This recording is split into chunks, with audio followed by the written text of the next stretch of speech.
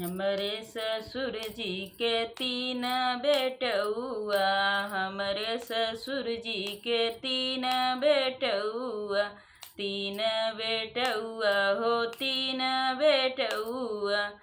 जौन करई नौकरिया उहैले बैना, जौन करई नौकरिया उहैले बैना।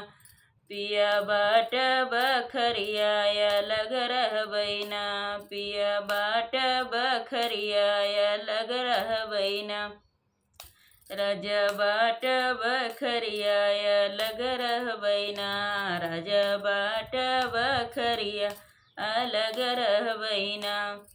हमरे ससुर जी का तीन बेटउआ, हमरे ससुर जी का तीन बेटउआ, उहैले बैना, उहैले बैना।